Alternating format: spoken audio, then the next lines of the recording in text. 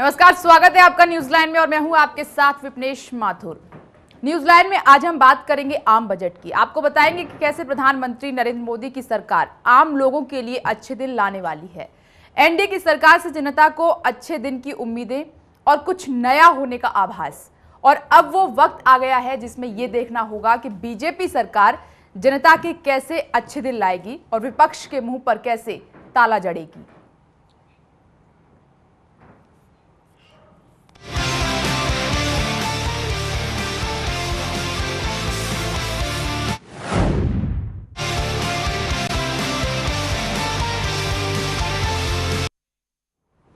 मोदी सरकार अपना पहला आम बजट पेश करने वाली है। इस बजट से आम लोगों को काफी उम्मीदें हैं।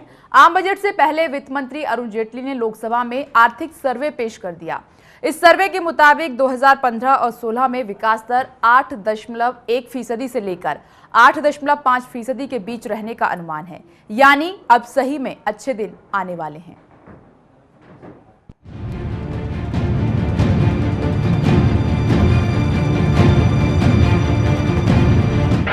मोदी सरकार का आम बजट। आम लोगों को बजट से काफी उम्मीदें।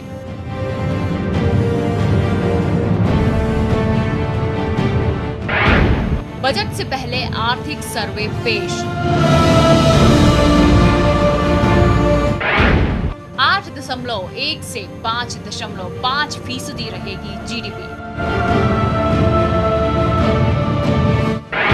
महंगाई दर में कमी।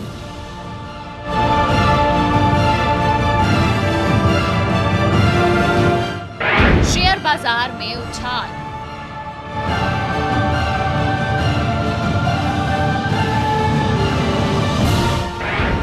क्या कम होगा टैक्स का बोझ?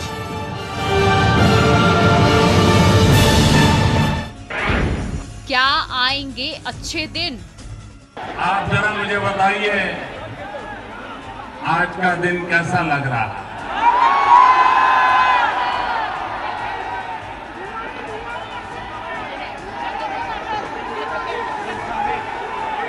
अच्छे दिन,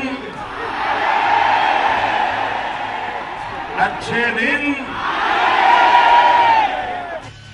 लोकसभा चुनाव में बीजेपी की जीत पक्की होते ही नरेंद्र मोदी ने कहा था कि अच्छे दिन आएंगे। लेकिन मोदी के ये विजयी भाषण सिर्फ भाषण बनकर ही रह गए। बीजेपी की सरकार बन गई और मोदी जी प्रधानमंत्री बन गए, लेकिन अच्छे दिन का सपने बनकर ही रह गए। ये सपने हकीकत के धरातल पर आ ही नहीं पाए। अब मोदी सरकार अपना पहला आम बजट पेश करने जा रही है। ऐसे में सपने संजोने वाली आम जनता की आंखें एक बार फिर से उम्मीदों को अपनी पलकों पर बिछाए बैठी हैं। जनता की उम्मीद है कि शायद अब मोदी जी उनके अच्छे दिन के सपने को पूरा कर देंगे। अगर आर्थिक सर्वे को देखा जाए तो शायद इस बार जनता की उम्मीदें पूरी होने वाली हैं। लोकसभा में पेश आर्थिक सर्वे के मुताबिक 2015 से 16 में विकास दर 8.1% से लेकर 8.5% के बीच रहने का अनुमान है। यानी अब सही में अच्छे दिन आने वाले हैं। वित्त मंत्री अरुण जेटली का भी यही कहना है कि अच्छे दिन आने वाले हैं। आर्थिक सर्वे के मुताबिक 2013 के बाद महंगाई दर में भारी कमी दर्ज की गई है। चालू खाते का घाटा कम किया गया है। इसके अलावा देश के विदेशी मुद्रा भंडार में भी बढ़ोतरी हुई है। रेल बजट से निराश शेयर बाजार आर्थिक सर्वे से खास उत्साहित नजर आया है। सेंसेक्स और निफ्टी में करीब 1.75% की बढ़त रही। लार्ज कैप के साथ साथ मिड कैप और स्मॉल कैप शेयरों में भी अच्छी खरीदारी रही। Capital goods, reality, metal, power, banking शेयरों में भी जोरदार खरीदारी देखने को मिली। आर्थिक सर्वे से तो यही लग रहा है कि सही में अच्छे दिन आने वाले हैं। अब जनता उम्मीद लगाकर बैठी है कि वित्त मंत्री अच्छा बजट पेश करेंगे। सैलरीड क्लास के आम बजट 2015 से 2016 से सबसे अच्छी बड़ी उम्मीद है टैक्स में छूट।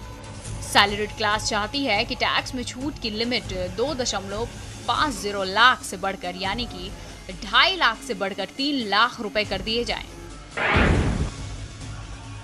मिडिल क्लास की सबसे बड़ी उम्मीद है टैक्स का भार और महंगाई कम होना। मिडिल क्लास चाहता है कि खाद्य सामग्री दालें, सब्जियां आदि सस्ती हों ताकि घरेलू बजट फिर से पटरी पर आ सके।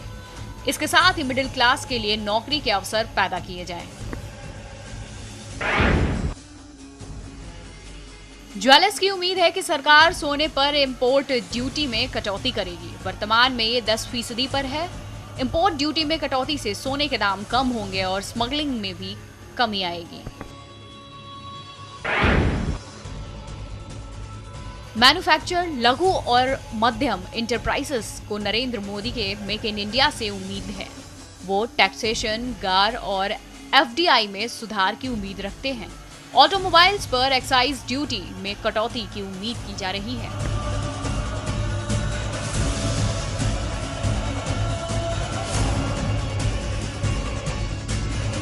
प्रदीप नरानिया के साथ ब्यूरो रिपोर्ट, चैनल 1 न्यूज। कल खुलेगा बजट का पिटारा और उम्मीद की जा रही है कि जनता को कुछ हद तक तो राहत मिलेगी। कैसे मिलेगी राहत और क्या कुछ इस बजट में सामने निकलकर आ सकता है, क्योंकि सवाल ढेर सारे हैं, समस्याएं ढेर सारी है, महंगाई की समस्या है, जूझ रही है जनता। क्या इस आम बजट से आम जनता को असल में सरकार राहत दे पाएगी या नहीं? इसी पर चर्चा करने के लिए स्टूडियो में हमारे साथ खास मेहमान मौजूद हैं। हमारे साथ राजनीतिक संपादक मनोज वर्मा मौजूद हैं, हमारे साथ वरिष्ठ पत्रकार शिवाजी सरकार जी मौजूद हैं और साथ ही हमारे साथ बीजेपी नेता मुकेश राजपूत जी मौजूद हैं। आप सभी का बहुत बहुत स्वागत है इस खास चर्चा में। चर्चा की शुरुआत करना चाहूंगी मुकेश जी आपसे। कल आम बजट आने जा रहा है और पढ़ा जाएगा। जनता उम्मीद लगाकर बैठी है कि कुछ राहत मिलेगी, क्योंकि इससे पहले रेल बजट आया। रेल बजट में तमाम तरीके के सवाल भी उठे और आपने कहा कि ये जनता का बजट है, लेकिन कुछ ऐसा था कि वो आधे खुश थे, आधे नहीं थे। लेकिन आम बजट से ढेर सारी उम्मीदें। क्या ये बजट जनता की उम्मीदों पर खरा उतरेगा? देखिए, कल आम बजट है और आम बजट में पूरा जनता का ध्यान रहेगा और हमारे देश के जो प्रधानमंत्री हैं उनके नेतृत्व में पहला रेल बजट पास हो रहा है और इसमें विशेष रूप से जैसे माननीय प्रधानमंत्री जी कहते हैं सबका साथ सबका विकास, इस सब चीज़ों का ध्यान रखा जाएगा। हर आदमी का इसमें भला कैसे हो, इसलिए बजट कल पेश हो रहा है। इसमें बहुत सारी लोगों को खुशियाँ मिलेंगी, ऐसी मेरी आशा है और उम्मीद है, क्योंकि माननीय प्रधानमंत्री जी से आज तक कोई निराश नहीं हुआ। इसलिए उनके नेतृत्व में ये बजट पास हो रहा है, पेश हो रहा है, तो इसलिए सबके लिए अच्छा ही बजट साबित हुआ। लेकिन ये सवाल आप पर बार बार उठता रहा है कि ये आम आदमी पार्टी की जो सरकार बनी दिल्ली में जिस तरीके से, और आपका क्या हाल हुआ? कहीं ना कहीं निराशा थी, तभी तो आप कहां से कहां पहुंच गए। आपने कहा कि निराश नहीं हुई है जनता, ये निराशा नहीं और क्या था? इसमें एक रूप से तो ये भी कहा जा सकता है कि यहाँ पर सभी पार्टियाँ एकजुट हो गई भारतीय जनता पार्टी के अगेंस्ट में, ये भी एक कारण है। दूसरा एक कारण ये भी हो सकता है कि माननीय नरेंद्र मोदी में पूरे देश की जनता ने विश्वास किया है और इधर दिल्ली में जो है वो केजरीवाल में जो मैंने महसूस किया है कि दिल्ली में लोग केजरीवाल पर विश्वास कर रहे थे। और मैं एक दो जगह गया था चुनाव में भी, तो लोगों ने कहा कि मैं प्रदेश में इस दिल्ली सरकार की जो सरकार होगी उसमें केजरीवाल पर विश्वास करूंगा, और उधर जो है मैं देश में जो लोकसभा का चुनाव हुआ तो उसमें मैंने भारतीय जनता पार्टी को वोट दिया था। अब वो मेरा मानना है कि ऐसा कुछ नहीं है कि जब पूरे हमारी भारतीय जनता पार्टी का कोई वोट बैंक घटा नहीं है, वोट बैंक बढ़ा ही है कहीं न कहीं से, और वोट बैंक घटा नहीं है। तो इसलिए कोई ये नहीं कहना एकदम कि भारतीय जनता पार्टी की लोकप्रियता में कमी आ गई या माननीय प्रधानमंत्री की लोकप्रियता में कमी आ गई। लोगों का विश्वास जो मोदी जी में है, यदि मोदी जी यहाँ पर प्रधानमंत्री की जगह यदि मुख्यमंत्री के रूप में होते तो लोग उन्हें बिल्कुल जो आज आप पार्टी की स्थिति है उससे भी अच्छी स्थिति भारतीय जनता पार्टी को होती। मेरा अपना स्वयं मानना है। एक मिनट मुकेश जी, आप फर्रुखाबाद से सांसद हैं बीजेपी जी। आप यहाँ पर स्टूडियो में आए हुए बीजेपी के कोई साधारण नेता नहीं हैं, आप जनप्रतिनिधि हैं, फर्रुखाबाद से सांसद हैं और उस पार्टी के जो सत्ता में है। एक सांसद के नाते इस बजट से आपकी कैसी उम्मीदें हैं? 9 महीने आप भी मोदी जी के साथ काम कर रहे हैं, तो मैं सांसद होने के नाते आपसे जानना चाहता हूँ। देखिए, हमने आपको एक ही बात बता दी है, प्रधानमंत्री जी से कोई निराश नहीं हुआ है आज तक।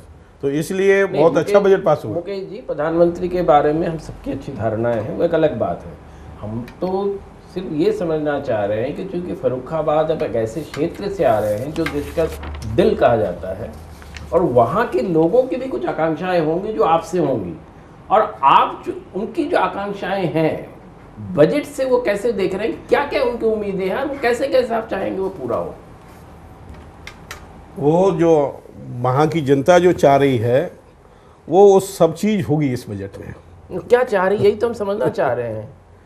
अब कल आप देख वो लीजिएगा। चाहते हैं कि महंगाई बढ़ती रहे, जैसे सरकार कहती रही है कि महंगाई तो घटी है। महंगाई कहाँ घटी है? और किसने कहा महंगाई घटी, आप बताइए जरा। नहीं, महंगाई सिर्फ आंकड़ों में घटी है। बाजार में आप चले जाइए, 60 रुपए का बैगन, 25 रुपए का आलू, और हर चीज, हर सब्जियों के दाम, हर गेहूं चावल से हर चीज के दाम आसमान छू रहा है, और आप कह रहे हैं महंगाई घटी है। देखिए, जब आप विपक्ष में थे तो आप यही कहते थे, अब आज सरकार में आ गए, इसका मतलब नहीं है कि सरकार आपकी हो गई है। आप जनप्रतिनिधि है, आपको सही बात करनी चाहिए। देखिए, सबसे बड़ी चीज जो है, कल के बजट से हम क्या चाहते हैं? हम चाहते हैं कि ये मोदी सरकार का एक सिग्नेचर बजट हो, और हम चाहते हैं, समझते हैं कि ये होना चाहिए, क्योंकि ये पिछला बजट जो था वो यूपीए सरकार के बजट का कंटिन्यूएशन था। अधिक समय नहीं था, सरकार ने उसको, कई तरह के सरकार के साथ चुनौतियां होती है, परेशानियां होती है, प्रेशर्स होते हैं, उसमें जल्द से जल्द एक बजट पास करना था, उन्होंने उसी तरह से कर दिया।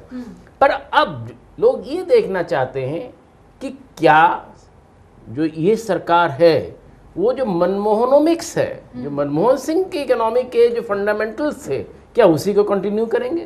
क्या चीज़ों के दाम उसी तरह बढ़ते रहेंगे? देखिए, 5 साल के मंदी का दौर जो कहते हैं, और जिसमें इंडस्ट्री ने तमाम सुविधाएं सरकार से ली, इसको इंसेंटिव कहते हैं, आम आदमी लेता तो इसी को सब्सिडी कहा जाता है।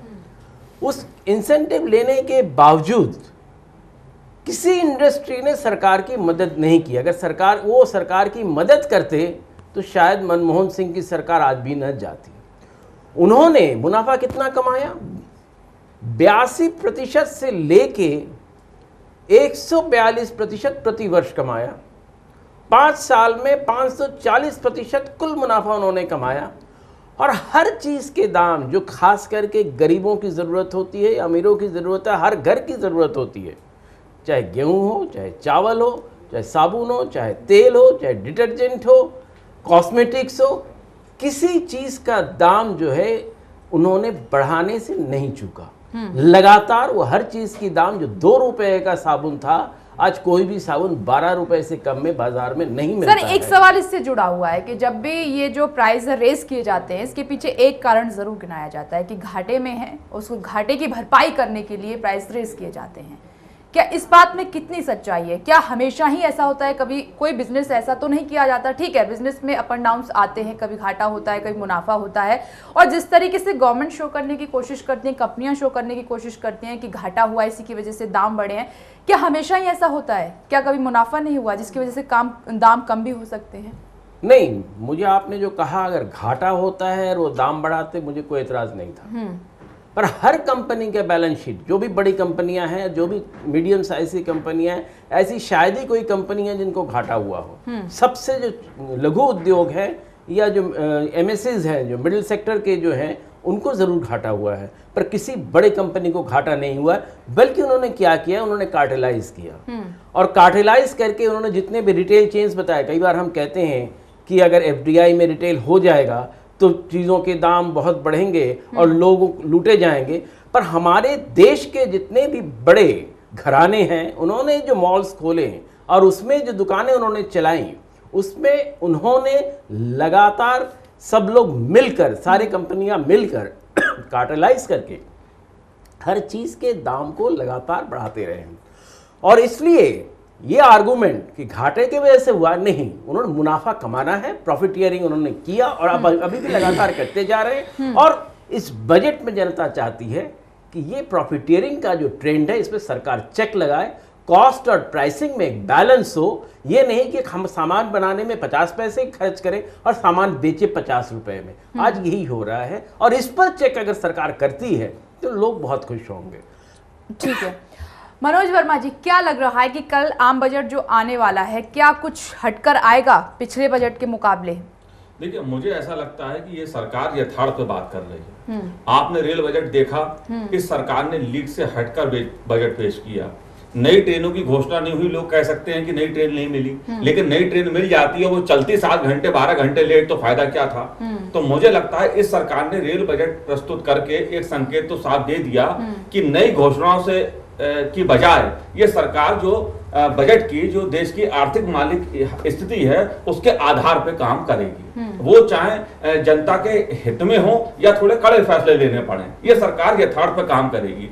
दूसरा मुझे पॉइंट ये लगता है जो कल बजट वित्त मंत्री अरुण जेटली पेश करने वाले हैं, उसमें ये कि सामाजिक क्षेत्र पर जो पिछली सरकार यूपीए सरकार ने मनरेगा के नाम पे जो गड्ढे भरवाने का देश में काम करा और उस पर बेताशा पैसे बहाए, मैं उसकी बुराई नहीं कर रहा हूं मनरेगा की, लेकिन मुझे लगता है ये सरकार सामाजिक उस पर थोड़ा कटौती करेगी और देश का इंफ्रास्ट्रक्चर ढांचा जो है, जो बुनियादी ढांचे का विकास है, उस पर खर्च अधिक करेगी।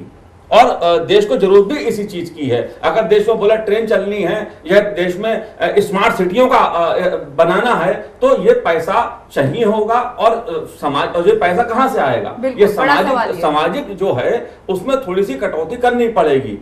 गरीब को रोजगार मिले हर कोई चाहता है, लेकिन मनरेगा के नाम पे सिर्फ गड्ढे खुदवाओ, गड्ढे भरवाओ और इसमें पैसा जाया जाए, इससे बेहतर है कि आप स्मार्ट सिटी बनाइए, उसमें लोगों को रोजगार दीजिए, उन्हें अधिक पैसा मिलेगा, उससे देश का विकास भी होगा। तो मुझे ऐसा लगता है कि अरुण जेटली जो वित्त मंत्री हैं, उनका जो संकेत है वो देश के यथार्थ के ऊपर और देश का खजाना जो जिस हालत में यूपीए सरकार छोड़ के गई, जिस प्रकार से भ्रष्टाचार, जिस प्रकार से लूट मची, वो हम देख रहे हैं सब। अभी कोयला का जो ऑक्शन हुआ है उसमें पता लगा है कि किस प्रकार से लूट मची और इस सरकार ने जो आके कोयले ब्लॉकों का आवंटन किया है उसमें कितना पैसा सरकार को मिला है। ये दिखाता है कि सरकार आर्थिक स्थिति पर भी नजर बराबर रखे हुए और ठोस फैसले ले रही है।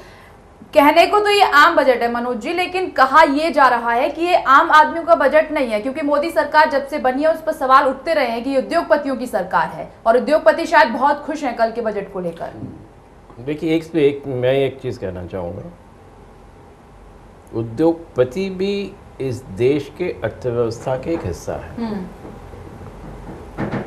किसान भी एक हिस्सा है। तो इस बजट में, जो पिछले बजट में, अगर आप पिछले बजट में वित्त मंत्री अरुण जेटली का अगर आप स्पीच जो है उसको अगर पढ़ते हैं तो उसमें एक जो इंडिकेशन मिलता है वो ये मिलता है कि कृषि क्षेत्र पर भी अब तवज्जो दिया जाएगा। तो इस बजट में कृषि क्षेत्र पर किस तरह से तवज्जो देते हैं ये देखने की ज़रूरत है। देखिए, कृषि क्षेत्र पर तवज्जो देने की ज़रूरत इसलिए है कि भारत के 70 करोड़ से ज़्यादा लोग, 54 से 58% लोग जो है वो आज भी कृषि आधारित व्यवसायों से जुड़े हुए हैं। यानी कि सीधी सी बात अगर कहा जाए, भारत की जो अर्थव्यवस्था है वो कृषि पर ही आधारित है। और सरकार के मन में कहीं ना कहीं ये बात है, उसको किस तरह से कल के वित्त मंत्री जो है कल उसको किस तरह से रूपांतरित करते हैं या नहीं, ये हमें देखने की बात है। और हम चाहते हैं कि पूरी भारत की अर्थव्यवस्था जो है उद्योग से न बढ़ के कृषि से बढ़े। कृषि में लोग कहते हैं कि क्या फायदा है कि उसमें 14, 15, 16, 17% का ही तो जीडीपी से आता है, यानी बहुत कम पैसा आता है। ये जी हाँ आता है, कम आता है। क्यों? इसलिए आता है कि पिछले 20 सालों से ज़्यादा कृषि में किसी भी प्रकार का न तो सरकारी निवेश हुआ और न प्राइवेट निवेश हुआ। प्राइवेट निवेश अगर हुआ तो बड़े बड़े फार्म खरीदने के लिए, कॉर्पोरेट फार्मिंग के लिए किया गया, जिसका लाभ किसानों को नहीं मिला। कृषि क्षेत्र में अगर सही ढंग से निवेश किया जाता है तो कृषि क्षेत्र की बढ़ोतरी के साथ साथ पूरे ग्रामीण क्षेत्र की बढ़ोतरी होती है, ग्रामीण लोगों को रोजगार मिलता है और उससे देश की अर्थव्यवस्था को जो गति आएगी वो हमें देखने की जरूरत है। क्योंकि एक चीज समझ लीजिए, हम बार बार प्रधानमंत्री कहते हैं हमें मैन्युफैक्चरिंग में ग्रोथ चाहिए, हमें इंडस्ट्री में ग्रोथ चाहिए। मैं इकोनॉमिक सर्वे के आंकड़ों पर बहुत ज़्यादा उसको तवज्जो इसलिए नहीं देना चाहता हूँ कि एक तो इकोनॉमिक सर्वे में जो उसका बेस ईयर है वो बदल दिया और फैक्टर से लेके मार्केट कॉस्ट पे आपने किया, तो सारी जो चीज़ें हैं अपने आप में फिगर्स जो है स्टैटिस्टिक्स बढ़ के दिखती है। पर रियलिटी में उतने स्टैटिस्टिक्स नहीं है जितना ये बता रहे हैं कि 8% ग्रोथ। अगर पुराने जो फैक्टर कॉस्ट पे आप ले तो आज भी 5% के आसपास ही ग्रोथ है। तो उस ग्रोथ से जो है, उस 5% का ग्रोथ, उसको अब आज 8% भी कह रहे हैं, उससे देश का भला नहीं होना। देश का भला तब होगा जब कृषि क्षेत्र में हर साल हम कहते रहे 4% की प्रगति होगी, पर 2% से अधिक शायद ही कभी हुआ हो, पिछले 20 सालों में तो कम से कम नहीं हुआ। तो इन सारी चीजों पर सब सरकार तवज्जो देगी, तब जाकर पूरे देश के अर्थव्यवस्था का जो बुनियाद है वो बदलेगा। उससे जो है इंडस्ट्री को गति तभी मिलेगी जब ग्रामीण क्षेत्र के लोग भी पूरे भारत के अर्थव्यवस्था के हिस्सेदार होंगे। अभी वो नहीं है। दूसरी चीज, अरुण जेटली जी बार बार कहते हैं कि हम ऐसी कर व्यवस्था को बनाना चाहते हैं जो लोगों के लिए अफोर्डेबल हो। तो इसका मतलब सिर्फ ये नहीं है कि इनकम टैक्स में कमी की जाएगी। देखिए, इनकम टैक्स आज 20,000 रुपए पर इनकम टैक्स लगता है। मैं समझता हूँ कि उसको मगर सर, जो मिडिल क्लास फैमिलीज हैं वो आज भी यही उम्मीद लगाकर बैठी है कि टैक्स का बोझ उनके कंधों से हट जाए। देखिए, उसको बढ़ा के 25,000 कर सकते महीना, और सरकार में अगर कुछ ज्यादा साहस है तो 30,000 तक कर सकते। इससे ज्यादा करेगी मुझे नहीं उम्मीद है सरकार वो करेगी। पर उसके साथ साथ बहुत सारे जो इनडायरेक्ट टैक्सेस हैं, और आप ये समझ लीजिए भारत का जो इनकम टैक्स पेयर नहीं है, जो मिडिल क्लास में भी जो इनकम टैक्स पेयर नहीं है, और गरीब लोग जो है उसके नीचे वाले जो इनकम टैक्स पेयर नहीं है, वो भी अपनी आमदनी का कम से कम 40% इनडायरेक्ट टैक्स में देते हैं। तो इनडायरेक्ट टैक्स में भी कुछ ना कुछ परिवर्तन करने के संकेत हमें दिखते हैं, क्योंकि इनडायरेक्ट टैक्स का असर जो है इंडस्ट्री पर भी आता है। पर मैं समझता हूँ वित्त मंत्री को ऑटोमोबाइल सेक्टर के लिए किसी प्रकार के टैक्स में रिलीफ नहीं देना चाहिए, क्योंकि ऑटोमोबाइल सेक्टर जो भी जिस हालत में है, अगर गाड़ी खरीदने जाता है, अगर गाड़ी मान लीजिए 2,30,000 की मिलती है तो 2,35,000 वो दे सकता है। बिल्कुल, ये बात ठीक है कि ये जो टैक्स से छुटकारा है और उसका बोझ कुछ हद तक कम हो जाए, तो मिडिल क्लास फैमिलीज ऐसा सोच रही हैं। वहां पर अगर ये हो जाए तो जाहिर सी बात है कि राहत महसूस करेंगे। यहाँ पर एक ब्रेक का वक्त हो गया है। ब्रेक के बाद हम जवाब लेंगे। सवाल भी कई बरकरार हैं, इन सवालों का जवाब हम बीजेपी के सांसद राजपूत साहब से लेंगे। रुक रहे हैं एक छोटे से ब्रेक के लिए, फौरन लौट रहे हैं।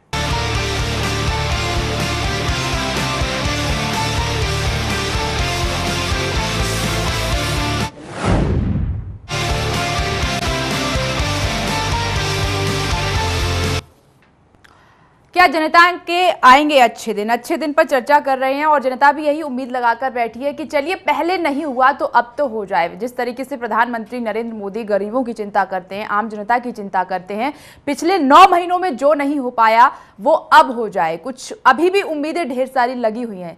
आम बजट पर सबकी निगाहें हैं, कल पढ़ दिया जाएगा, क्या मिलेगा क्या नहीं मिलेगा, इसी पर चर्चा हो रही है।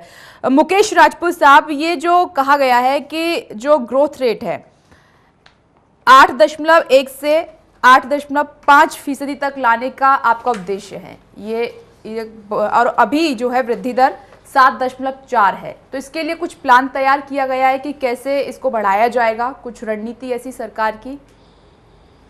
देखिए, जब से मोदी जी आए हैं उस समय से ही पहले जो ग्रोथ रेट थी शायद 5 उससे 4.6 थी, अब 7 पॉइंट कुछ हो गई, 7.4 चल रही अभी करंट जो ग्रोथ रेट है। अब जैसे ही और आगे जब सरकार चलेगी तो क्योंकि हर व्यक्ति इस हिंदुस्तान में पैसा इन्वेस्टमेंट करना चाहता है, उद्योग धंधे में लगाना चाहता है, लोगों को विश्वास बढ़ा है कि इस शासन में हर आदमी का भला होगा। तो इसलिए लोगों को पहले कांग्रेस की सरकार पर इतना विश्वास नहीं था। एकदम ग्रोथ रेट, माननीय अटल बिहारी वाजपेयी थे उस समय ग्रोथ रेट काफ़ी थी, फिर घट के 4.6 आई। अब 1 साल अभी नहीं, 9 महीने हुए, 9 महीने में ग्रोथ रेट इतनी बड़ी है, तो स्वाभाविक है ये ग्रोथ रेट आगे जाएगी। माननीय प्रधानमंत्री का जो विजन है वो हर आदमी जानता है। आज भी उन्होंने जो जिस तरह से देश के सामने अपनी विचार रखे हैं, लोगों को, आम आदमी को, और जो भी चाहे उद्योग जगत से हो, चाहे किसान, वो उससे कृषि जगत हो या किसी से जुड़े हुए हों, सबका विश्वास है कि इस सरकार से हमारा भला होगा। तो इसलिए स्वाभाविक है ऐसे विजन वाले व्यक्ति के से ही सब कुछ भला हो सकता है। नहीं, आपने कहा कि इस सरकार से जनता का भला होगा। पिछले जो 9 महीने, तकरीबन 1 साल होने जा रहा है। आज भी अगर जनता से पूछा जाए तो ना में ही जवाब आता है। विपक्ष भी आप पर हमलावर हैं और खासकर ये जो प्रश्न बार बार आप पर उठता है कि ये उद्योगपतियों की सरकार है, आम जनता की नहीं है। ऐसा क्यों, ये धारणा क्यों बनती जा रही है? ऐसा कहीं नहीं, जो विरोध के लोग हैं उन्हें कोई मुद्दा और नहीं एक मिलता। बात और, आपने कहा कि विश्वास बहुत ज्यादा जरूरी है। ये बात आप मानते हैं कि विश्वास बरकरार रहेगा तभी जाकर आप आगे बढ़ पाएंगे? देखिए, कहीं नहीं, ये विरोधी लोग कहते इस बात को है कि हमारी सरकार पूंजीपतियों की है। सही माने में ये सरकार किसानों की है। माननीय प्रधानमंत्री जी ने पहले दिन सेंट्रल हॉल में बात कही थी, ये सरकार पर किसी का अधिकार है तो गरीबों का है, किसानों का है, महिलाओं का है, नौजवानों का है। ये पहले दिन ही उन्होंने कहा और उन्होंने करके दिखाया। उनका जो किसानों के प्रति जो है लगाव, मुझे नहीं लगता अभी तक किसी का किसान रहा हो। जो मजदूरों के अब आप प्रति देखिए, भूमि अधिग्रहण बिल का विरोध हो रहा है, किसान ही कर रहे हैं उसका विरोध, कोई और तो नहीं कर रहा। किसानों की हितैषी है आपकी सरकार, तो इस बिल का विरोध आखिर क्यों ये हो रहा है? जो किसान नहीं कर रहा, ये हमारे कुछ लोग साथी लोग हैं जो पिछले में शासन करते रहे, उन लोगों की अपनी योजना है। उन लोगों को कह रहे हैं अरे साहब आप इस तरह से हो रहा। यदि इस तरह से किसानों, राजपूत जी एक मिनट,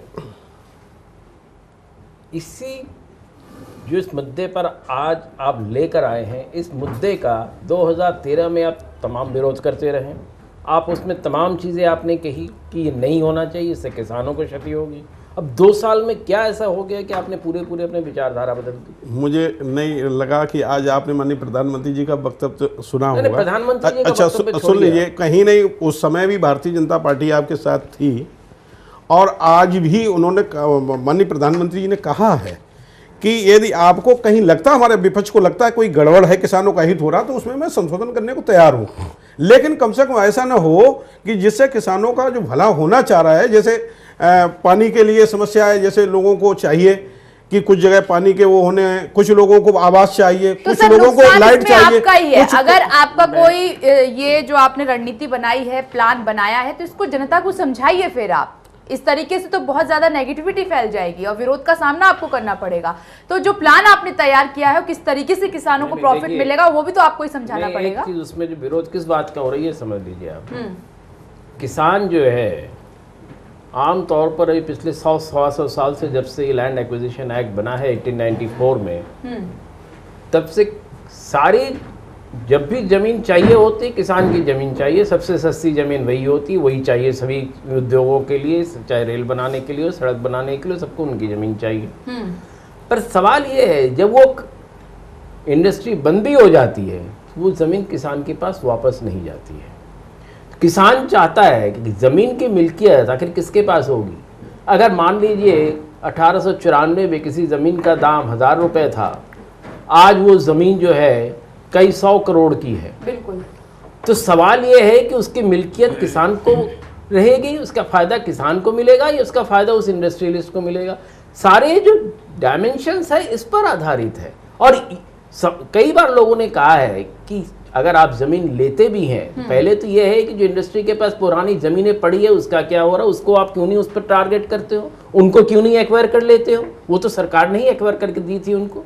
तो वो अगर आप कर लेते हैं और लैंड बैंक बनाते हैं, ये नहीं एक बार जमीन ले लिया और किसी को दे दिया तो वो उसकी हो गई। ये राष्ट्र की संपत्ति है और राष्ट्र के पास रहनी चाहिए, नहीं तो वो किसान के पास रहे। अगर आपका काम जिस दिन खत्म हो जाता है उसके 10 दिन के अंदर आप किसान को वापस कर दीजिए उसे। पर ये नहीं होता है। लैंड एक्विजिशन का जो विरोध हो रहा है बार बार, वो इन वजहों से हो रहा है। नोएडा का ले लीजिए, क्या कंपेंसेशन दिया जाए, हर 3 बार कंपेंसेशन देने के बाद भी आज तक ये तय नहीं हो पाता है कि मार्केट कंपेंसेशन क्या होगा।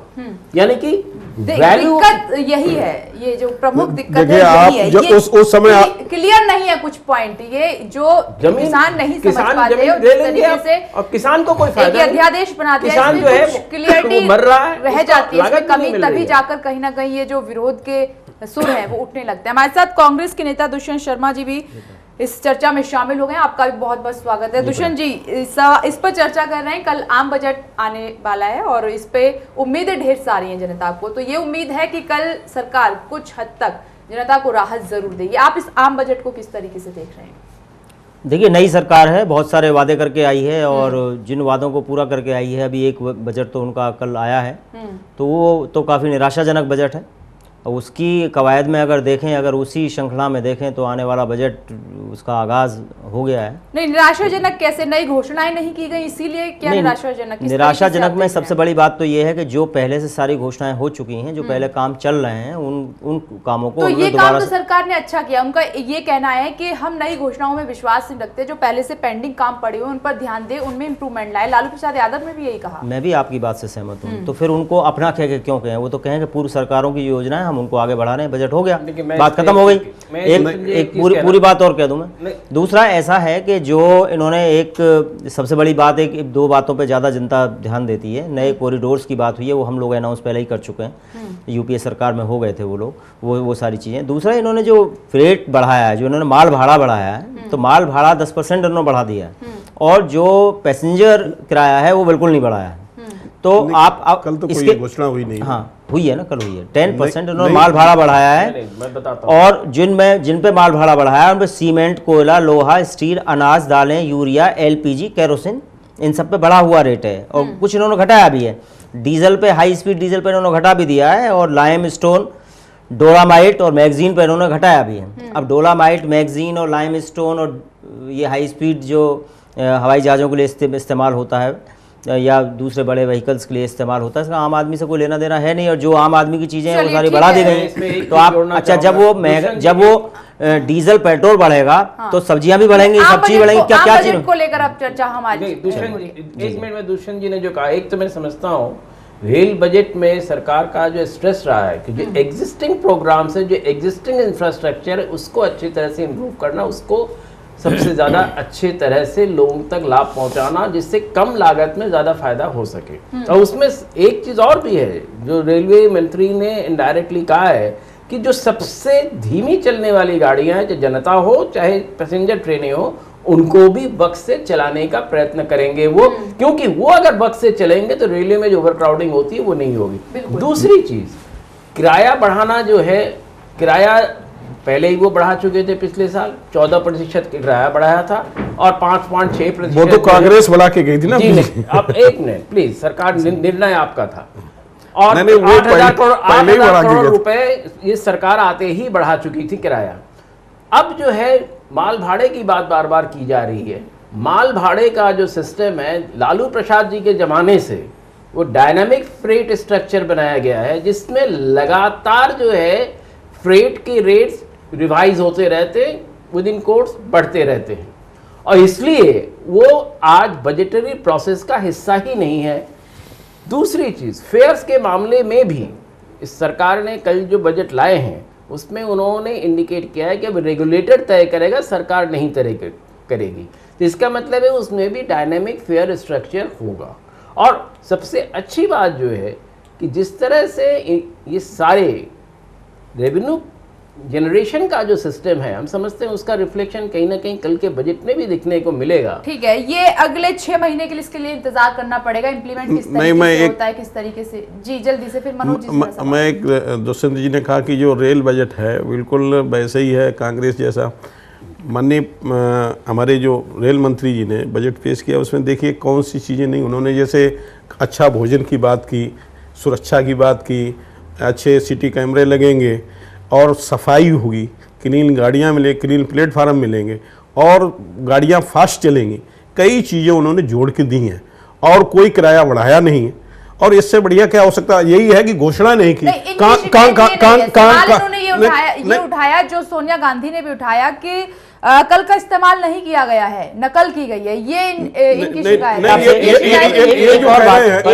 एक मिनट जान लीजिए, रेल बजट नया मंत्री रेल बजट पेश करने का मतलब ये नहीं होता है कि पुराने सारी योजनाओं को ताक पे रख दिया जाए, उनका समावेश करके तब आगे बढ़ा जाता है, जिसमें 80% पैसा इन्वेस्टमेंट। मैं आपकी बात से सहमत हूँ, मैं आपकी बात से सहमत हूँ। नहीं, एक मिनट, मैं आपकी बात से चर्चा कर चुके हैं, आम बजट पर चर्चा हमारी आपकी बात से मैं सहमत हूँ, आपकी सही। मैं एक्चुअल बीच में वो आपने अच्छी बातें कही और आपने भी बीच में कह दिया, मैं अधूरी बात रह गई और मैं एक बात कहता हूँ कि ठीक है, मैंने तो आपसे ये भी प्रश्न किया कि ठीक है, अगर पुराना भी है, आप अच्छी बात कह रहे हैं कि भाई पुराना है, हमेशा ऐसा पुराना होता है, तो वो कहें इस बात के लिए कि हम पुराने को पैक करके भेज रहे हैं। दूसरा एक और चीज़ जो बता रहे हैं, रेगुलेशन है कि इसमें ये रेगुलेट होगा, तो क्या महंगाई नहीं बढ़ेगी इससे? और दूसरा जो सफाई की आप बात करें, क्या 9 महीने के अंदर, अभी 9 महीने का टाइम हुआ है, कुछ चीज़ तो ऐसी हैं जो नेक्स्ट डे से भी शुरू हो सकती हैं। जैसे सफाई में तो कोई पैसा वैसा लगना नहीं, कोई लंबा चौड़ा बजट का मामला नहीं है। खाने की बात है, खाने की क्वालिटी भी सुधर सकती है 9 महीने में। टॉयलेट से टॉयलेट भी हो सकते हैं, वैक्यूम क्लीनर्स भी आ सकते हैं। ये तो वो चीजें हैं जो तुरंत स्टार्ट हो सकती है। हाँ, बड़ा कोई इस पर भी हम चर्चा करेंगे। जो आपकी योजनाएं चल रही उन योजनाओं को पूरा करना। आप हमारी जो योजना है उनका नाम लीजिए, क्या हम उन्हीं योजनाओं ऐसा लग रहा है जैसे बजट आपका और योजनाएं भी आपकी, तो आप ये कहिए कांग्रेस की योजनाओं को हमारी वर्तमान सरकार पूरा करेगी। नहीं, आपने जो योजनाएं बनाई, आपके 1 दर्जन मंत्री आए, कुछ समय बाद आए चले गए। आपका जोर इस बात में है कि हमारे 1 दर्जन मंत्री आए, मतलब आप एलिगेट करना चाहते हैं। नहीं, आप एक काम करिए, आपको मौका है, आप एक चीज बताइए, 9 महीने में आपने झाड़ू लगवाई, सफाई कराई, एक बार तो भैया खाना आपने क्वालिटी का दिलवाया, नहीं तो आप बोलिए ना उसको। आप अभी हमारे मंत्रियों पे तो आरोप कर रहे हैं। आप एक काम करिए, अब आपके हाथ में सरकार है, ठीक है, आप एक काम बताइए, चर्चा करेंगे इस पर, एक काम बताइए खाली। मैं बहस करने में विश्वास नहीं करता, मैं आपने 9 महीने में क्या डिलीवर किया बता दीजिए। रेलवे का आपने सफाई करा दी, चलो यही मान जाते हैं, या आपने टावल धुले पहुंचवा दिए। अब ऐसा मत करिए। एक सवाल मनोज जी, सवाल यह है कि कल आम बजट को लेकर जो उम्मीदें हैं, एक तो ये कि कल आम बजट पढ़ा जाएगा, उससे पहले शेयर बाजार में उछाल आया है, जो निराशा थी आर्थिक सर्वे के बाद कहीं ना कहीं खुश है शेयर बाजार में उछाल। दूसरी बात यह कि मिडिल क्लास फैमिलीज की जो उम्मीदें हैं वो बहुत ज़्यादा बढ़ गई हैं। वो उम्मीद कर रहे हैं कि टैक्स का भार कम हो, महंगाई कम हो, ये जो खाद्य सामग्री है, दालें, सब्जियां, ये सब सस्ती हो जाए। जाहिर सी बात है कि आम आदमी यही सोच रहा होगा कल के आम बजट से। क्या लग रहा है कि एक तरफ ये शेयर बाजार में उछाल और दूसरी तरफ मिडिल क्लास फैमिलीज की उम्मीद? देखिए, 2 बातें हैं इसमें। हमेशा जब भी बजट आता है तो मिडिल क्लास फैमिली और सब लोग यही उम्मीद करते हैं टैक्स में छूट मिलेगी। टैक्स भी इस देश के लिए है, टैक्स भी जरूरी है। पिछली बार सरकार बनी तो जुलाई में बजट केंद्रीय वित्त मंत्री अरुण जेटली ने पिछला पेश किया था, उसमें मुझे लगता है कि लगभग औसतन 5,000 रुपए की छूट टैक्स के रूप में हर किसी को मिली थी। कई सुविधाएं दूसरी भी उन्होंने दे दी थी। और मुझे लगता है उनका ये दूसरा जो बजट होगा वो देश के बुनियादी ढांचे का कैसे विकास किया जाए। ठीक है, जैसे 50 स्मार्ट शहर जो बसानी, स्मार्ट सिटी जो बसानी है, उसके लिए पैसा भी चाहिए, ढांचागत सुविधा भी चाहिए। ग्रामीण और कृषि पर जो जोर है सरकार का, उसके लिए भी पैसा आपको चाहिए। और उसके लिए एक ऐसा वातावरण बनाना है देश में कि जिससे बाहर से निवेश आए। जो भूमि बिल की बात आप कह रही थी, आज प्रधानमंत्री ने अपने अभिभाषण में कहा कि पिछली सरकार ने जो बिल बनाया उसने एक शुरुआत की, जो बड़ा अच्छा संकेत है देश के लिए कि आज प्रधानमंत्री और कांग्रेस को ये कह रहे हैं कि आपने जो शुरुआत करी उसकी मैं प्रशंसा करता हूं, उसकी मैं तारीफ करता हूं, इस सुधार को आगे बढ़ने दें। आज मुझे ताज्जुब होता है जब कांग्रेस के मित्र लोग ये कहते हैं कि साहब आपने 9 महीने में करा क्या और आप महंगाई को रेगुलेटरी करके महंगाई बढ़ाओगे। अरे बाजारवाद की नीति तो आप ही ने खोला, बाजार तो आप ही ने खोला। 90 से जो पॉलिसी चली मनमोहन सिंह की आर्थिक उदारीकरण की, वो क्या थी?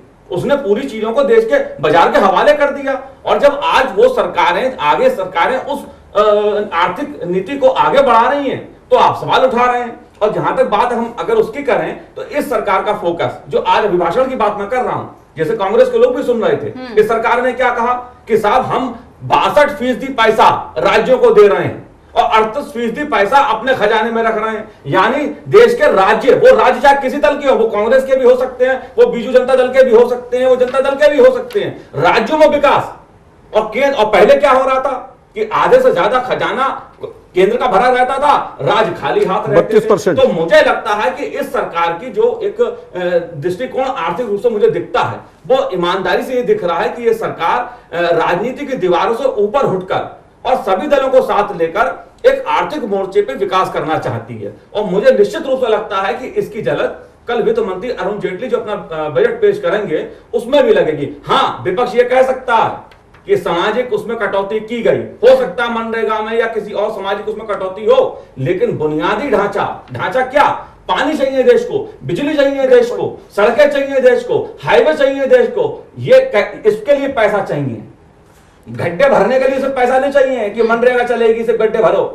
देखिए, एक में जो है सरकार जो मुझे लगता है एक चीज़ जो करेगी उसमें ये है कि बैंकिंग सेक्टर का, फाइनेंशियल सेक्टर का जो एक रिफॉर्म है, क्योंकि बैंकिंग सेक्टर के साथ सबसे बड़ी जो समस्या रही है पिछले 5-7 सालों में खास करके, बैंकों का जो एनपीए है, यानी कि उनका जो घाटा है, लोगों ने जो पैसे लिए हैं, जिसमें बड़े उद्योगपति खास करके हैं, 240 लाख करोड़ रुपए बैंकों का आज डूबा हुआ है।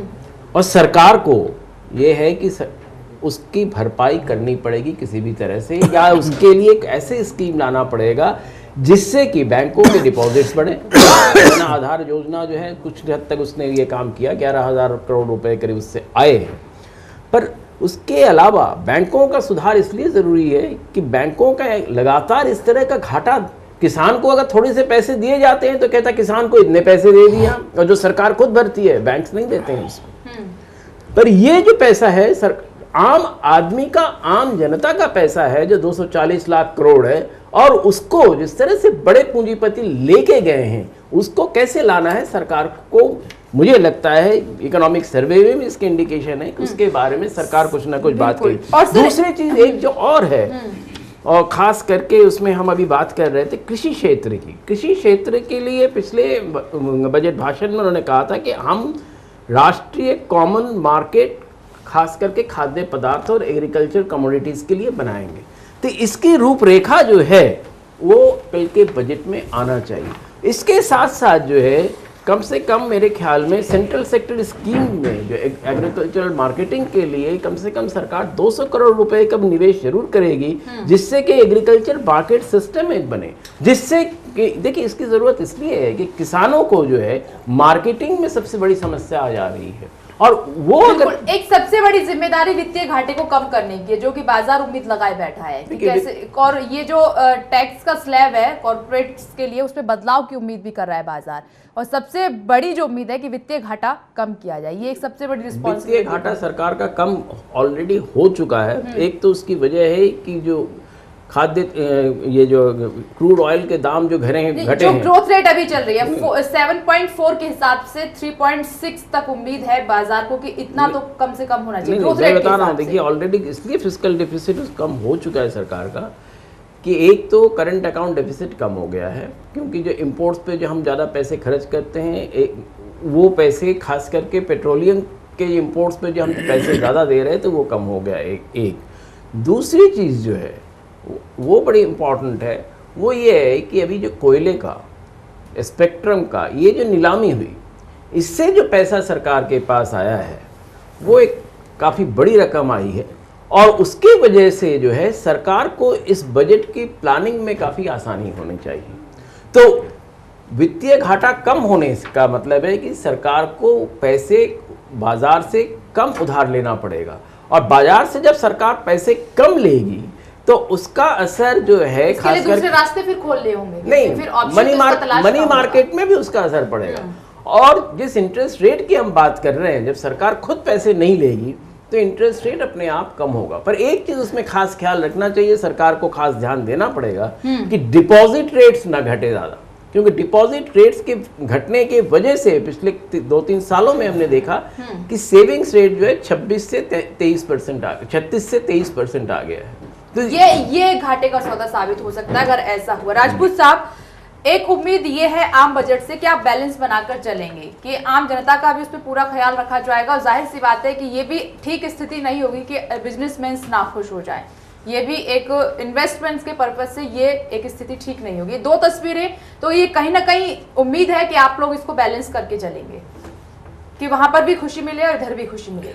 नहीं, बराबर किसी को भी इस बजट से निराशा नहीं होगी, चाहे वो किसान हो, चाहे व्यापारी हो, चाहे श्रमिक हो, चाहे नौकरी पेशा वाले हों, और चाहे अन्य नौजवान हों, या कोई भी सेक्टर के हों, सबको इस बजट से लाभ होगा। और उसमें यह है कि आप महंगाई कम करें, क्योंकि किसान को क्या चाहिए, जिस तरीके से मनोज सर ने बताया कि उसके लिए सड़कें, बीज, खाद, पानी, ये सब चीजें, बिजली, ये उसको प्रॉपर तरीके से मिल जाए, सस्ते दामों पर मिल जाए, किसान तो इसमें ही खुश हो जाएगा। नहीं, इसका पूरा ध्यान, सुविधाएं मिल जाए, नहीं किसानों, महंगाई को आपको थोड़ा सा समझता हूँ राजपूत जी खेती और खेती पे लगने वाले लागत बिल्कुल, को आप अच्छी तो तरह समझते हैं, वो कैसे पूरा होगा वो अगर समझा दे तो बड़ा नहीं। देखिए कैसा है, हम बता दें आपको, किसान को उसकी उपज का वाजिब मूल्य मिल जाए, सरकार का चिंतन है। हम लोग चाह रहे हैं कि फूड प्रोसेसिंग के माध्यम से जो हमारे यहाँ के किसान जो चीज़ पैदा करते हैं, चाहे आलू हो, प्याज हो, मक्का हो, ज्वार हो, बाजरा हो, या कोई फ्रूट्स हो जो, या सब्जियां हो, जो चीज़ पैदा करते उसे उसका वाजिब मूल्य मिल जाए तो सही माने में वो किसान भी खुशहाल होगा। और किसान अकेला किसान नहीं, किसान के यहाँ वो बटाई जाए नहीं, अब तो जिम्मेदारी आपकी बनती नहीं है। मिलेगी। हम लोग प्रयास कर रहे हैं उसके लिए, ऐसा नहीं है, और उसके लिए प्रयास हो रहे हैं निरंतर। तो उसमें उसे पैसा कैसे मिले, तो इसके लिए फूड प्रोसेसिंग की भी क्षेत्र में देख रहे हैं। और यहाँ की जो चीज़ है, जो ज़्यादा उत्पादन हो जाए, हम लोग उसे बाहर कैसे, दूसरी कंट्री में कैसे भेज सकें, इसकी भी प्रक्रिया हम लोग लाने वाले हैं। माननीय प्रधानमंत्री ने कहा है कि एक तो हमारे किसानों के लिए कहा था स्वास्थ्य हेल्थ कार्ड, सबसे ज्यादा अब हम फोकस करने वाले हैं स्वास्थ्य हेल्थ कार्ड पे, कि अभी हम लोगों ने 3-4 स्टेटों का विजिट भी किया, देखा वहां के कुछ अधिकारियों में चेंजिंग आई है। लोगों में, किसानों के प्रति लोगों को पेन है, अधिकारियों को, वो चाहते हैं कि हमारे किसान की सॉइल टेस्टिंग हो जाए, और सॉइल टेस्टिंग हो जाए तो उन्हें ये आभास होगा कि हमें कितनी खादी पड़नी चाहिए, कितना पानी लगाना चाहिए। कहीं कहीं पानी की आवश्यकता ज्यादा होती किसी फसल में, किसी में पानी की कम, किसी में उर्वरक की कम, किसी में पेस्टिसाइड कितना पड़ना है। आप स्कीमें बना रहे हैं, अच्छी बात है। सवाल ये भी उठ रहा है कि मोदी सरकार स्कीमें बनाती जा रही है, योजनाएं बनाती जा रही है, इंप्लीमेंट कब होगा, धरातल पर कब उतरेंगी, इसमें बहुत ज्यादा देरी ना हो जाए, फिर आपकी मुसीबतें बढ़ जाएंगी। नहीं, कहीं देरी है। आ रही हूं मैं आपके पास। दुष्यंत जी, आपने कहा कि पिछले 9 महीने में कुछ नहीं हुआ। आपने ग्रोथ रेट तो देखी होगी कि मौजूदा वक्त में ग्रोथ रेट क्या है, 7.4 है। तो कुछ तो ऐसा हुआ है, ग्रोथ रेट बढ़ी है, ऐसा तो नहीं है कि कुछ भी नहीं हुआ। अगर कुछ भी नहीं होता तो ग्रोथ रेट शायद ना बढ़ती। देखिए विपनेश जी, इंटरनेशनल मार्केट में पेट्रोल डीजल के दाम कम हुए, क्रूड ऑयल के दाम कम हुए, और उसका हमारे जो विशेषज्ञ थे, एनालिस्ट जो थे, वो उस बात को बता भी रहे थे। तो आप अगर उसको आप अपने संदर्भ में आप बात कर रहे हैं तो एक अलग बात है, और अगर अपने विशेष आंकड़े सरकार पेश कर रही है तो वो एक अलग बात है। अगर हकीकत में आप लोग इस बात से, एक छोटा सा मैं एग्जांपल दूंगा। एक बार बंसीलाल जी हरियाणा के वो थे, सीएम थे, तो ये मिडवे बीच में बनने वाले थे, तो मिडवे का एक उद्घाटन करने वो गए, तो उन्होंने कहा साहब यहाँ पे हमने पेड़ लगाए हैं, यहाँ पे हमने गमले रखे हैं, और यहाँ पे इन है और यहाँ से आउट है। तो बोले कि नहीं ऐसा है, मुझे ये दिखाओगे आपका कर्ड कैसा है, आपका दही कैसा है। तो उन्होंने 1 चम्मच दही लिया, वो खाया, बोले नहीं दही अच्छा है, मीठा है, खट्टा नहीं है। तो ऐसा अप्रोच की बात यह है, क्या 9 महीने में, अगर आप प्रबुद्ध समाज से संबंध रखते हैं, आप मीडिया क्षेत्र से हैं, आप ईमानदारी भी बरतते हैं, क्योंकि देश की जुबान है आप, और एक आईना भी दिखाते हैं आप। अगर यह हकीकत है कि ग्रोथ रेट हमारा ये है, और उससे अगर गरीबी कुछ कम हुई है, महंगाई कुछ कम हुई है, लोगों को कुछ मिला है, लोग सेटिस्फाई हैं, तो हम लोग तो बहुत छोटे हैं, हमारी पार्टी तो इतनी छोटी, देश बड़ा है, तो इसलिए मैं उससे सेटिस्फाई होता हूँ। और अगर बाय द मुझे लगता है कि महंगाई बिल्कुल कम नहीं हुई है। लोगों की जो मांग थी, जिन पे प्रधानमंत्री आए थे, उनमें से एक जो बात वो कह के आए थे, उनमें से किसी बात पे वो खरे नहीं उतरे। उन्होंने कुछ भी नहीं किया है, सिवाय यही किया है कि जो हमारी प्लान थी उनको, उन्हीं के लिए उन्होंने बार बार बोला कि ये कांग्रेस की है, ये यूपीए की है, इसको हम आगे बढ़ा रहे हैं, इसको हम आगे बढ़, ठीक है। तो उसमें ज़्यादा पैसा बर्बाद क्यों करना और समय क्यों बर्बाद करना, कह दें, यही कह देना बेहतर होगा कि जी पिछली सरकार की सारी प्लान्स को, वही बजट को हम आगे बढ़ा रहे हैं। दूसरा, ऐसा एक और चीज़ है कि जी अभी वो कागज़ पे उतार रहे हैं, हम उसकी प्लान कर रहे हैं। बड़ी बड़ी प्लान थी, दुनिया का सबसे महत्वाकांक्षी कार्यक्रम था मनरेगा, जिसको ये कम करने जा रहे हैं, वो लगभग 1/4 हो जाएगा। उसमें पहले ही बहुत कम कर दिया 9 महीने के अंदर। तो अभी हम लोग, कल है, अभी कल आ जाइए, अभी कल आने दीजिए, कल आने दीजिए। आप नहीं, जैसे अब जो लोग खाते खुल गए हैं, अभी आप ही बोल रहे थे, अनुमान लगा नहीं लगा रहा हूं, आप देखना में जो खाते खुले हैं, इसके माध्यम से पैसा जाएगा, आप भेजेंगे। मैं आपकी बात से सहमत हूं। अभी कल तक का मामला है, मैंने अपनी बात आपसे कही है। अगर वो मनरेगा कम हो तो हम फिर यहीं। चलिए, आखिरी 1 मिनट हमारे पास बचा है, आखिरी कमेंट मैं मनोज जी से लूंगी। मनोज जी, ये उम्मीदें ढेर सारे स्टूडेंट अपनी उम्मीद लगाकर बैठे हैं, कृषि क्षेत्र अपनी उम्मीद लगाकर बैठा है, बिजनेसमैन जो हैं वो अपनी उम्मीदें, बाजार की अपनी सभी उम्मीदें लगाकर बैठे हैं। तो जाहिर सी बात है कि सभी चाहेंगे कि कुछ ना कुछ सबको मिल जाए। बिल्कुल, जब बजट आता तो देश का बजट होता, हर किसी की निगाह उस पर लगी होती है। लेकिन जो भारत की आर्थिक स्थितियां पिछले 10 साल की रही हैं, और जिस हालात में मोदी सरकार आई है, अगर हम उससे तुलना पिछली सरकार से करें, इस सरकार से करें, तो मुझे लगेगा एक विश्वास का वातावरण तो है। दुष्यंत जी ठीक कह रहे हैं कि 9 महीने में जमीन पे नहीं दिखा कुछ, तो अभी इतना समय भी नहीं हुआ कि 9 महीने में हम चीजों का सारा वो कर लें। सरकार ने कुछ योजना बनाई है, कुछ नीतिगत फैसले किए हैं, चाहे नीति आयोग का उसमें बनाना हो उसमें, और जिस तरह से अभी ये कहा गया कि हम राज्यों को ज्यादा पैसा देंगे, कुछ इस तरह के फैसले लिए हैं। और मुझे लगता है कि अगले 2-3 साल हमको कम से कम देना पड़ेगा इस सरकार को कि बुनियादी ढांचे के बाद किस तरह के बदलाव आते हैं। इसलिए कल का जो बजट है मुझे ऐसा लगता है कि वो बुनियादी देश में ढांचा कैसे विकसित हो, मैन्युफैक्चरिंग सेक्टर कैसे बढ़े और देश में दूसरे रोजगार के साधन और विकास कैसे हो, इस पे शायद ज्यादा फोकस रहने वाला है अरुण जेटली जी का बजट। बाकी शिवाजी सरकार साहब आर्थिक ज्यादा जानकार हैं और स्वयं सांसद हैं बीजेपी के, राजपूत साहब ज्यादा बेहतर ये लोग अंतिम कमेंट करें, ज्यादा अच्छा रहेगा। जी राजपूत साहब, मैं आपसे कमेंट उससे पहले शिवाजी से कमेंट लेते। सर क्या लग रहा है कि सबको थोड़ा थोड़ा मिलेगा क्या, सब खुश हो जाएंगे? देखिए एक चीज जो है, एक लाइन में वक्त की कमी है। एक चीज मैं बता सकता हूँ, बजट पॉपुलिस्ट नहीं होगा, बजट रियलिस्टिक होना चाहिए और अधिक से अधिक लोगों को लाभ अवश्य मिलेगा, क्योंकि कर के जो भार है, कर के जो दर है, उसमें कहीं ना कहीं कटौती की जाएगी और इंडस्ट्री शायद जो चाहती है कि रिट्रोस्पेक्टिव टैक्स जो है बिल्कुल खत्म किया जाए, मुझे लगता है कि वित्त मंत्री उसको जरूर खत्म करेंगे। ठीक है। और जीएआर में भी रिविजन्स करेंगे। राजपूत साहब एक लाइन में आखिरी कमेंट आपका।